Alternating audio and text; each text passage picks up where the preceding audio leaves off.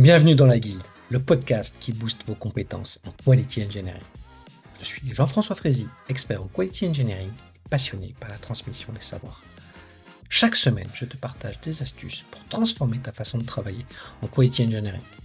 Installe-toi bien, on est parti pour un nouvel épisode rempli de conseils concrets. N'oublie pas de t'inscrire à ma newsletter pour recevoir du contenu exclusif et ne rien rater. Chaque semaine, je te livre des méthodes actionnables, des outils efficaces et des stratégies sur les meilleures pratiques du moment, avec des formats courts, pratiques et accessibles à tous. Alors abonne-toi maintenant pour ne rien rater.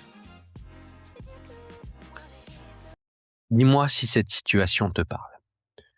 Tu as une user story qui est dans le sprint. Elle est déjà estimée. Le développement commence. Mais qu'en est-il donc des critères d'acceptance? Tu en vois deux. Ils sont vagues.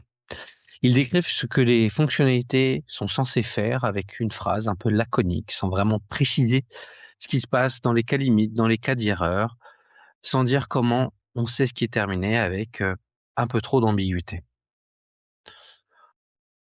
Le projet avance et en fin de sprint, le dev dit « ça y est, c'est fini ». Dans ton QA, tu testes et tu trouves des comportements qui te semblent imprévus. Et le PO dit que c'est pas exactement ce qu'il voulait. Et tout le monde s'étonne que le sprint soit mal terminé. Le problème, il a une source très claire. Les critères d'acceptance, ils sont mal écrits. Et dans cet épisode, on va voir comment on peut essayer de changer tout ça. Les critères d'acceptance, c'est le contrat interne de ta fonctionnalité.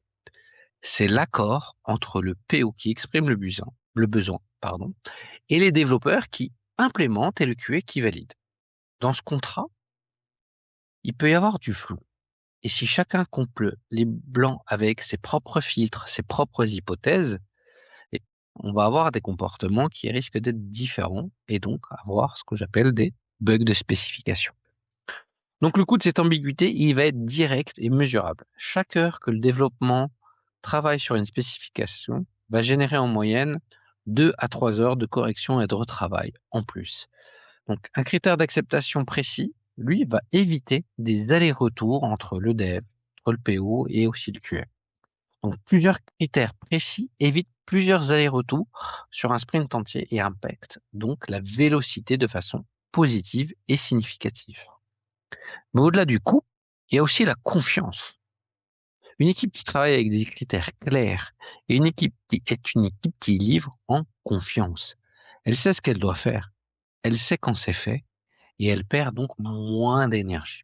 Dans des discussions de fan sprint qui dit it's work as design, j'entends, voilà, ça marche comme prévu, ou c'est pas du tout ce que j'attendais. Pour moi, c'était clair. Voilà. Ces genres de phrases-là montrent vraiment bien qu'il y a trop d'ambiguïté et qu'on n'a pas travaillé vraiment sur la compréhension de l'user story, même au-delà des critères d'acceptance. Donc un bon critère répond à une question simple. Comment sait-on que la fonctionnalité se comporte correctement dans un contexte bien précis? Donc il va couvrir plusieurs dimensions. Déjà, le cas nominal. Le comportement attendu quand tout se passe bien. C'est le plus évident. Mais il doit être formulé de façon précise, pas générique. L'utilisateur peut se connecter n'est pas un critère. Donc plutôt, quand l'utilisateur saisit son mail et son mot de passe de manière valide, il est redirigé vers son tableau de bord en moins de 2 secondes. Là, les choses sont plus précises, sont plus testables. Il faut aussi évoquer certains cas alternatifs qui pourraient être utilisés. Parce que les chemins qui ne sont pas le chemin principal, mais qui restent des comportements normaux, doivent aussi être anticipés parce qu'ils correspondent aussi à des règles de gestion. Donc l'utilisateur qui a oublié son mot de passe, l'utilisateur qui se connecte avec un appareil inconnu, ces cas doivent être anticipés, pas découverts au moment où on développe, où on teste. Quelques cas d'erreur sont aussi intéressants.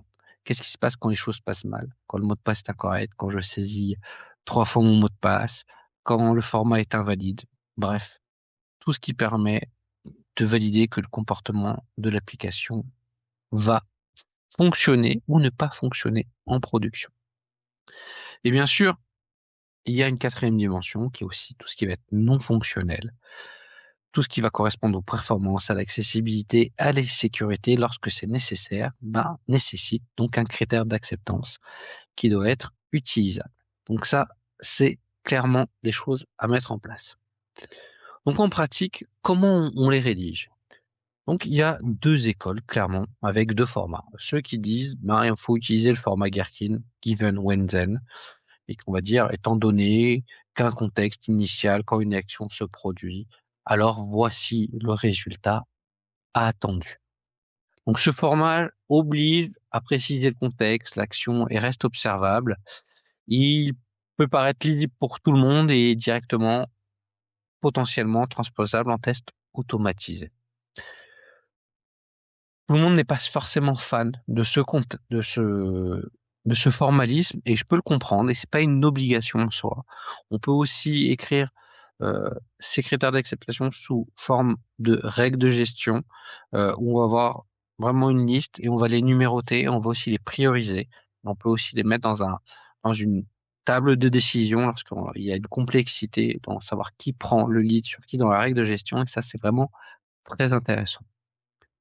Quoi qu'il en soit, quelle que soit la forme, un critère reste un critère. Si tu ne peux pas le vérifier de manière non ambiguë, c'est qu'il est imprécis et donc il faut le retravailler et l'affiner de manière collective avec toute l'équipe projet.